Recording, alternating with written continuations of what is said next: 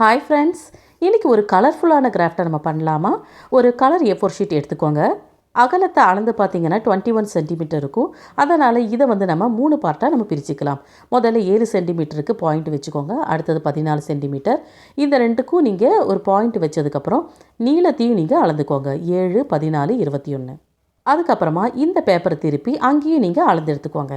அதாவது 21 சென்டிமீட்டரை நீங்கள் 3ஆக பிரித்து எடுத்துக்கோங்க. ஃபஸ்ட்டு ஸ்டார்டிங் பாயிண்ட், அதுக்கப்புறம் 7 சென்டிமீட்டர், அதுக்கப்புறம் 14 சென்டிமீட்டர். இப்போ நம்ம மார்க் பண்ண அந்த பாயிண்ட் எல்லாம் நம்ம ஒன்று சேர்த்துடலாம்.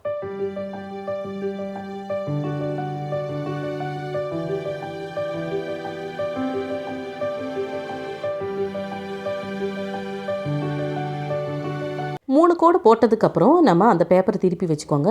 அந்த சைடும் நீங்கள் மார்க் பண்ணிக்கோங்க. 7, 14ன்னு மார்க் பண்ணிக்கோங்க. இப்போ இந்த 2 பாயிண்ட்டை வச்சு இதை ஜாயின் பண்ணிக்கலாம். இப்போ நமக்கு 9 சதுர அளவுகள் கிடைக்கும். அதாவது 7 சென்டிமீட்டர் அளவுள்ள 9 சதுர அளவுகள் நமக்கு கிடைக்கும். இப்போ இந்த 9 பாக்ஸையும் நம்ம இப்போது கட் பண்ணி எடுத்துக்கலாம். இந்த கிராஃப்ட் செய்கிறதுக்கே ரொம்பவே சுவாரஸ்யமாக இருக்கும்.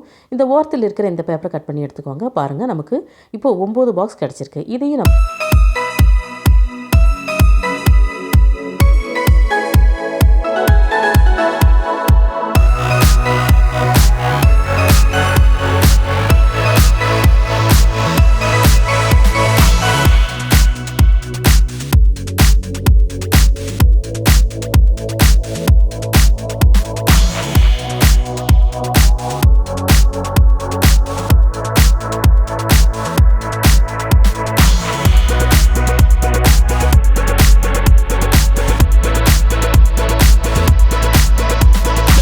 எல்லாத்தையும் நம்ம ஒட்டுக்கா இப்போ எடுத்து வச்சுட்டு அதிலிருந்து இப்போது ஒரு பேப்பர் மட்டும் நம்ம இப்போ எடுத்துக்கலாம்.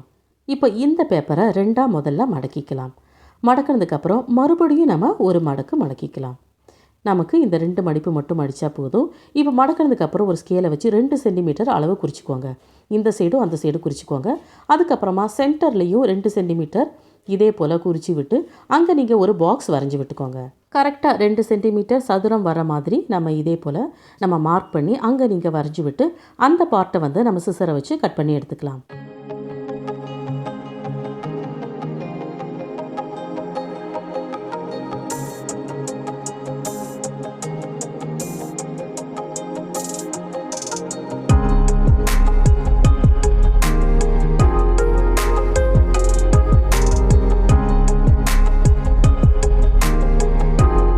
இப்போ நம்ம அந்த வரைஞ்ச பகுதியை நம்ம கட் பண்ணி எடுத்ததுக்கப்புறம் அந்த பேப்பர் இந்த ஷேப்பில் கிடைக்கும். இப்போ இதே போல் மீதி இருக்கிற 8 பேப்பர்லேயும் செஞ்சு எடுத்துக்கலாம்.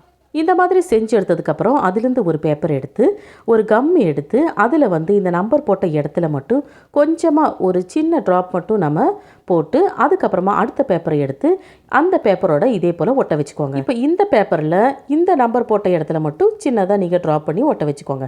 இந்த மாதிரி ஒட்ட வைக்கும்போது நமக்கு ஒரு சூப்பர் டிசைன் கிடைக்கும்.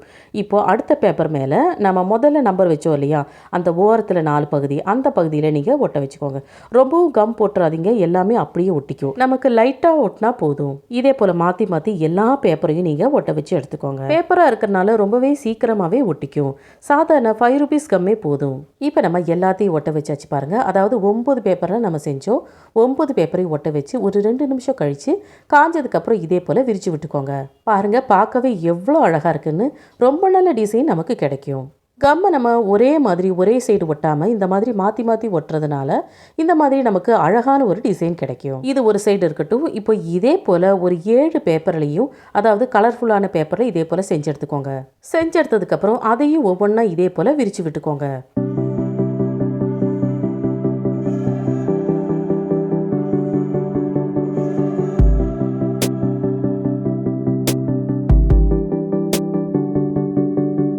இப்போ எல்லா பேப்பரையும் நம்ம விரித்து விட்டு எடுத்தாச்சு.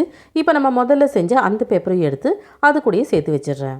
ஒரு இன்விடேஷன் கார்ட்லேருந்து 8 சென்டிமீட்டர் சதுர அளவுள்ள 2 பேப்பரை கட் பண்ணி எடுத்திருக்கேன். கொஞ்சம் கெட்டியாக இருக்கிறதுக்காக இந்த மாதிரி பேப்பரை கட் பண்ணி எடுத்திருக்கேன். இப்போ இதிலேருந்து ஒரு பேப்பரை எடுத்து இப்போ இதில் வைக்கிறதுக்கு ஏதாவது ஒரு கலர் பேப்பரை எடுத்துக்கோங்க. அதில் கம்மை நல்லா அப்ளை பண்ணி அதில் ஒட்ட வச்சுக்கோங்க. இதுக்கு மட்டும் கம்மை நல்லா அப்ளை பண்ணிக்கோங்க. நல்லா இதே போல் நிறைய கம் போட்டு அதுக்கப்புறமா அந்த கெட்டியான அந்த ஒயிட் பேப்பரில் நல்லா ஒட்ட வச்சுக்கோங்க. ஒவ்வொரு கலர் பேப்பரையும் நீங்கள் அளந்து எடுத்து சென்டரில் 2 சென்டிமீட்டர் சதுர அளவை நீங்கள் கட் பண்ணி எடுக்கிறது மட்டும் உங்களுக்கு வேலையாக இருக்கும். அதுக்கப்புறமா நீங்கள் ஒட்ட வைக்கிறது நார்மலாக நீங்கள் ஈஸியாக பண்ணிக்கலாம். பாருங்கள், இந்த ஒயிட் பேப்பர்லாம் நம்ம ஒட்ட வச்சாச்சு. இப்போ இதுக்கு மேலே வந்து நம்ம கம்மை அப்ளை பண்ணிக்கலாம்.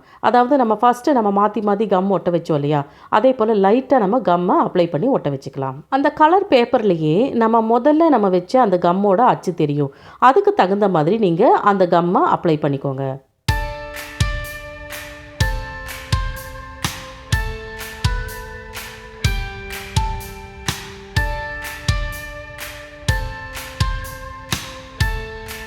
கடைசியாக இருக்கிற கலர் பேப்பருக்கு மட்டும் நிறைய கம் அப்ளை பண்ணி அதுக்கப்புறமா அந்த ஒயிட் பேப்பரை ஒட்ட வச்சுக்கோங்க. அவ்வளோதான் ஃப்ரெண்ட்ஸ், நம்மளுடைய கலர்ஃபுல்லான பேப்பர் ஸ்டீமர் ரெடி ஆயிடுச்சு. ஒரு 10 நிமிஷம் அப்படியே இருக்கட்டும். 10 நிமிஷத்துக்கு அப்புறம் பாருங்களேன்.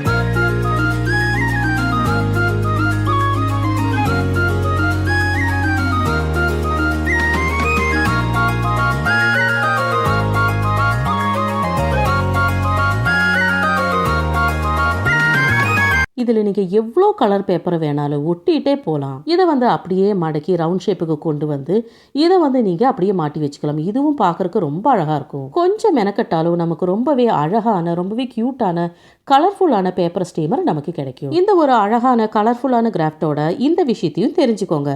தமிழ்நாட்டில் எந்த காய்கறி அதிகம் பயிரிடப்படுகிறது தெரியுமா? தக்காளி. இந்த வீடியோ உங்கள் எல்லாருக்கும் ரொம்பவே பிடிச்சிருக்குன்னு நம்புகிறேன். தேங்க்ஸ் ஃபார் வாட்சிங்.